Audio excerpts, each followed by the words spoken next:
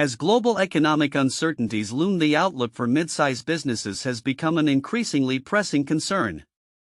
Recent analysis suggests that these companies, often considered the backbone of the economy, may face heightened challenges as recession fears take root. According to a report by the Wall Street Journal, the potential for economic downturns could significantly impact the financial health and operational strategies of mid-size enterprises, which typically lack the extensive resources of larger corporations. Mid-size businesses have historically contributed to job creation and economic stability, yet the current environment presents unique pressures. With inflation remaining persistently high and interest rates on the rise, many of these companies are grappling with the dual challenges of maintaining profitability while navigating increased operational costs. Mid-size businesses are particularly vulnerable in times of economic uncertainty, noted a financial analyst. They often lack the cash reserves and credit access that larger firms enjoy, making it more difficult to withstand downturns. The potential for recession is not merely a theoretical concern. Across various sectors, experts warn that intensified trade conflicts and geopolitical tensions could act as catalysts for an economic slowdown. In a recent interview with Xinhua, an economist highlighted that ongoing trade disputes, particularly those involving major economies like the United States and China, could exacerbate existing vulnerabilities in global supply chains and consumer demand. If these trade conflicts escalate, we could see a significant contraction in economic activity, leading many businesses to reconsider their growth strategies, the economist cautioned. This sentiment is echoed in Colorado's recent budget forecast, which underscores a similar narrative of uncertainty. The report indicates that while state revenues have remained strong, the potential for recession, coupled with ongoing inflationary pressures, could lead to a reevaluation of budget priorities and spending. The risks of a downturn are real, and we must prepare for various scenarios, remarked a state financial officer during a recent budget meeting. This highlights the interconnectedness of local and national economic conditions, further complicating the landscape for mid-sized businesses. As these enterprises brace for potential economic headwinds, many are exploring innovative strategies to mitigate risks. Adapting to changing market conditions, investing in technology, and diversifying their offerings are just a few approaches that mid-size companies are leveraging to enhance resilience. A recent survey found that over 60% of mid-size business leaders are prioritizing digital transformation initiatives to streamline operations and improve customer engagement. Looking ahead, the path for mid-size businesses will undoubtedly be influenced by broader economic trends and policy decisions.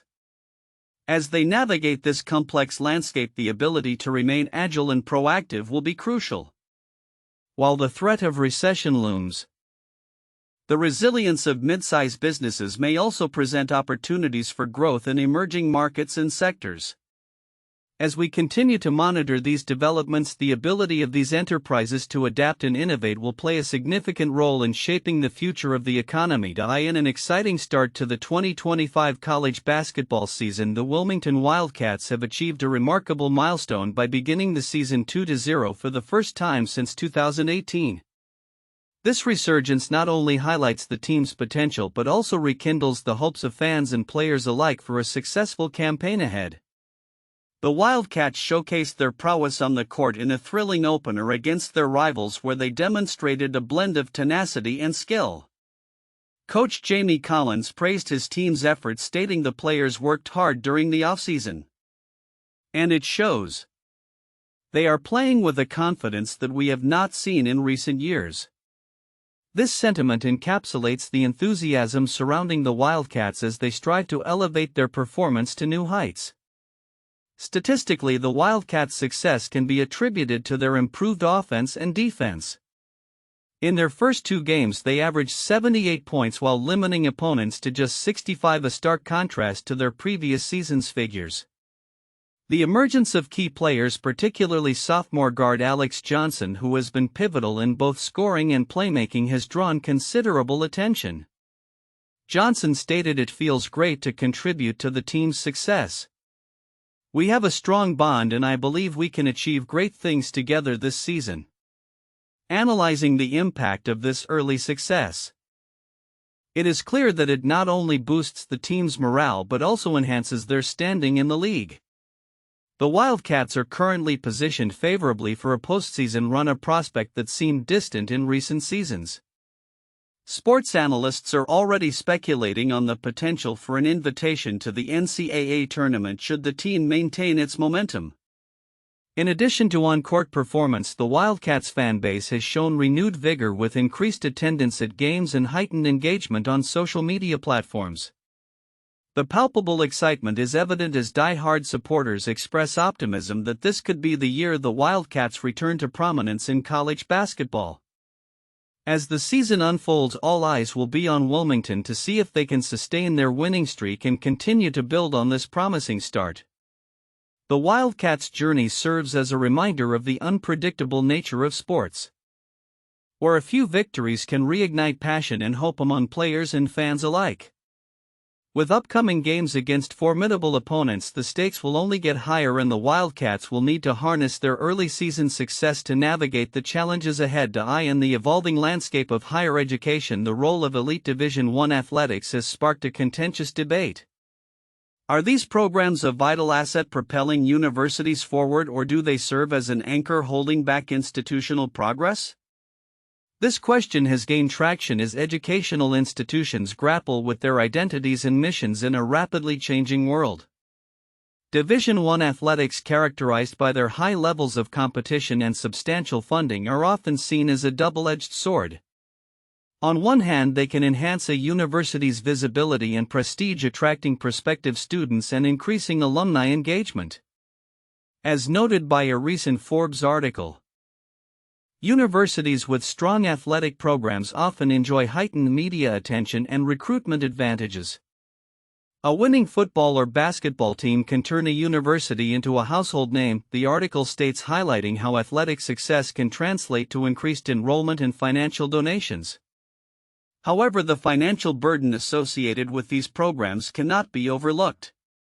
The costs of operating Division I athletics, staff salaries, facility maintenance, and scholarships, can be astronomical. In many cases, these funds divert resources from academic programs, research initiatives, and student services. Critics argue that this misallocation undermines the core mission of higher education, which is to educate and empower students. While athletics can foster community spirit, they should not come at the expense of academic integrity or student well-being. A prominent educational economist remarked in the article, "The debate extends to the impact of athletics on student life and academic performance. Some studies suggest that student athletes often experience heightened stress levels and academic pressures, leading to challenges in balancing their dual commitments." Conversely, proponents of Division I athletics argue that participation in sports can enhance time management skills and foster a sense of belonging, ultimately contributing to personal and professional development. As universities navigate these complexities, the conversation surrounding Division I athletics is poised to evolve. With increasing scrutiny from stakeholders, including students, faculty, and the public, institutions may be compelled to reassess their priorities. The recent push for greater accountability and transparency in athletic spending reflects a growing recognition of the need for a balanced approach that upholds both athletic and academic excellence. Looking ahead, the future of Division I athletics will likely hinge on how well universities can integrate these programs into their broader educational missions. As the landscape of higher education continues to shift, institutions that successfully leverage the benefits of athletics while maintaining a commitment to academic integrity may find themselves at a competitive advantage. The balance between being an anchor and a sail will be crucial as universities strive to navigate the turbulent waters of modern education. In a contentious political landscape, foreign policy often becomes a touchstone for national debate. A recent opinion piece from 1945 highlights a provocative argument: former President Donald Trump should consider ending what is termed defense welfare for South Korea. This assertion reflects growing concerns over the efficacy and fairness of the U.S. military presence in the region, calling into question long-standing alliances and the responsibilities they entail. The article, published on March 23, 2025. points to the substantial financial burden that American military support imposes on taxpayers. The U.S. military presence in South Korea has been a cornerstone of American foreign policy since the end of the Korean War in 1953, designed to deter North Korean aggression and ensure regional stability. However, critics argue that this arrangement has evolved into a one-sided commitment, with South Korea benefiting disproportionately while contributing insufficiently to its own defense. According to estimates cited in the article, the U.S. spends approximately $10 billion annually to maintain its military bases and personnel in South Korea. This expenditure raises questions about the strategic value of such an investment, especially as South Korea's economy continues to grow and its military capabilities expand. Proponents of reducing U.S. support argue that South Korea should take greater responsibility for its own defense, particularly given its advanced military technology and substantial economic resources.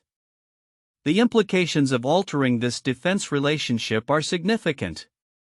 On one hand, proponents of maintaining the status quo argue that the deterrence provided by the U.S. military presence is essential for preventing conflict on the Korean peninsula.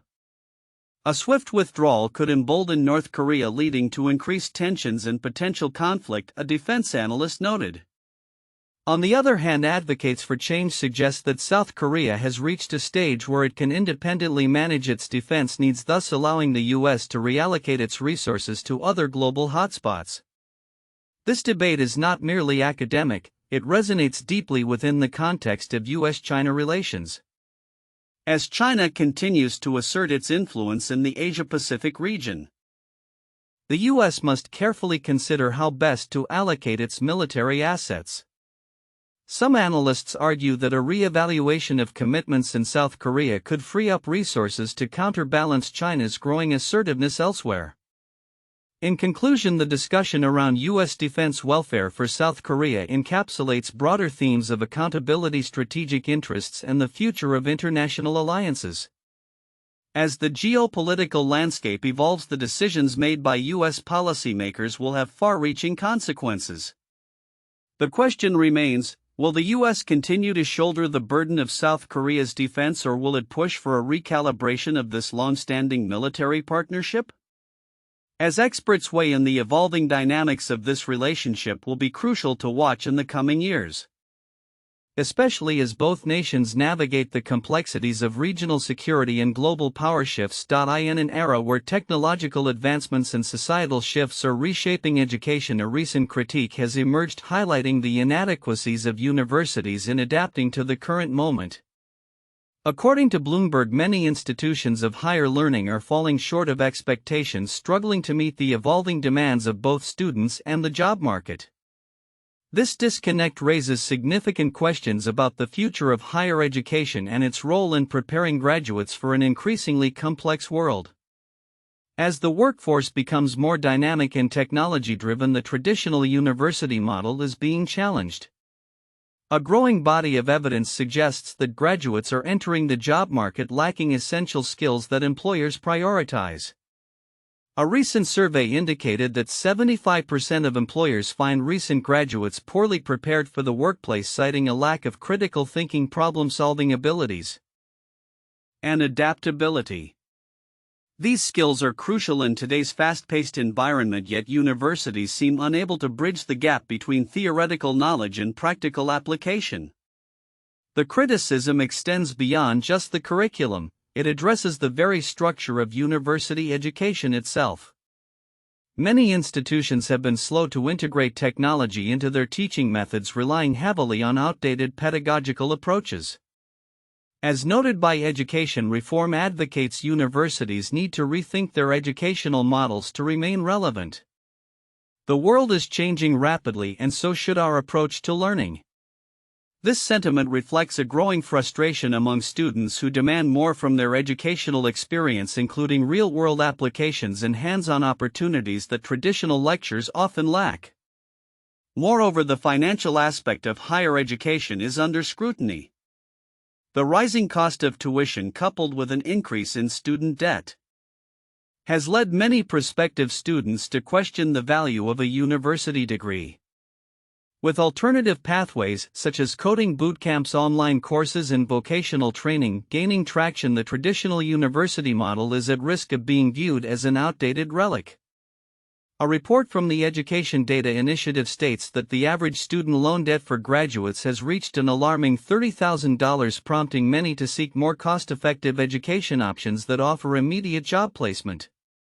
In light of these challenges, some institutions are beginning to adapt. Innovative programs that emphasize experiential learning, partnerships with industries, and internships are emerging as effective strategies to align education with the needs of the job market. For instance, universities that have embraced a hybrid model combining online and in-person learning are witnessing increased student engagement and satisfaction. As one university administrator articulated, "We are committed to not only educating our students but also preparing them for the realities of the workforce. This requires flexibility and a willingness to evolve." Looking ahead, the future of higher education will likely depend on its ability to innovate and respond to the changing landscape. Universities that can successfully integrate technology, expand their curricula to include in-demand skills, and provide affordable pathways for students may emerge as leaders in this new educational paradigm. Conversely, those that cling to outdated practices risk being left behind in a world that increasingly values adaptability and relevance. As the conversation around educational reform continues to gain momentum, it is clear that universities must rise to the occasion. The challenges they face are significant, but they also present an opportunity for transformation that could redefine the value of higher education in the 21st century. In a groundbreaking study published in Nature.com, researchers have shed light on the often overlooked impact of subclinical hypothyroidism on kidney health in children grappling with obesity. As childhood obesity rates continue to rise globally, understanding the intricate interplay between metabolic disorders and organ health becomes increasingly critical. Subclinical hypothyroidism, characterized by elevated thyroid-stimulating hormone levels without overt symptoms, has emerged as a potential risk factor for various health complications. The study highlights how this condition can exacerbate kidney damage in children, marking it as a significant concern for pediatric health specialists. According to the research, the prevalence of subclinical hypothyroidism in obese children is notably higher, suggesting a complex relationship between thyroid function and metabolic health. Dr. Emily Chen, one of the lead authors of the study, explained the findings. "Our research indicates that even mild thyroid dysfunction can lead to significant renal impairment in children with obesity. This underscores the importance of regular screening for thyroid issues in pediatric patients, especially those with weight concerns." The study involved a cohort of 250 children ages 5 to 15 and assessed their thyroid function alongside kidney health markers. The implications of these findings extend beyond individual health. The escalating rates of childhood obesity, currently affecting approximately 18% of children and adolescents in the United States, pose a broader public health challenge. With obesity often leading to a cascade of health issues including type 2 diabetes and cardiovascular diseases, the additional risk posed by thyroid dysfunction could compound these problems further. Furthermore, the study's results emphasize the need for healthcare providers to adopt a more proactive approach in managing obesity-related health risks. Integrating thyroid function tests into routine evaluations for obese children could be a game-changer in preventing long-term organ damage, Dr. Chen added. This recommendation is particularly relevant given the increasing recognition of the thyroid's role in metabolic regulation. As the medical community absorbs these findings, the focus may shift toward developing integrated treatment strategies that address both obesity and thyroid health. With ongoing research, there is hope that interventions can be tailored to mitigate kidney damage in this vulnerable population. Health experts advocate for a multifaceted approach that includes lifestyle modifications such as improved nutrition and physical activity to combat obesity while simultaneously monitoring thyroid levels. Looking ahead, the interplay between metabolic health and organ function in children remains a fertile ground for future studies. As researchers continue to explore these connections, there may be new avenues for interventions that could significantly enhance the quality of life for children facing the dual challenges of obesity and thyroid dysfunction. The urgency of addressing these issues cannot be overstated, as the health of future generations hangs in the balance. In a political landscape often marked by stark divisions, comments made by a key advisor to former President Donald Trump have ignited considerable controversy. This past Sunday, the advisor expressed a strikingly conciliatory stance toward Russian President Vladimir Putin, stating that he takes Putin at his word. Such remarks come at a time when U.S.-Russia relations remain fraught with tension, particularly in the wake of ongoing military conflicts and geopolitical maneuvers that have global implications. The advisor's comments have drawn sharp criticism from various political commentators and analysts who argue that this perspective undermines the United States' strategic position in confronting Russian aggression. In response to the backlash, the advisor attempted to clarify his statements, asserting that understanding a rival's perspective is essential for effective diplomacy. However, many see this as a dangerous simplification of a complex and volatile situation. A notable critic remarked to trust Putin is to ignore a long history of deceit and manipulation. The stakes have never been higher. This incident highlights the ongoing debate within U.S. political circles regarding the appropriate approach to Russia. Some factions advocate for a more aggressive stance, emphasizing the need for sanctions and military support to allies, particularly Ukraine, which has been at the center of the conflict with Russia since 2014. In contrast, a segment of Trump's inner circle appears to favor a strategy that leans toward dialogue and potential appeasement, raising questions about the future of American foreign policy. Adding to the complexity, recent reports from the Wall Street Journal indicate that Trump's aides are contemplating a significant military reorganization that could signal an American retreat from global commitments. This proposed shift has experts concerned about the implications for national security and the balance of power in critical regions. As one defense analyst noted, an American retreat could embolden adversaries like Russia and China, destabilizing already precarious regions.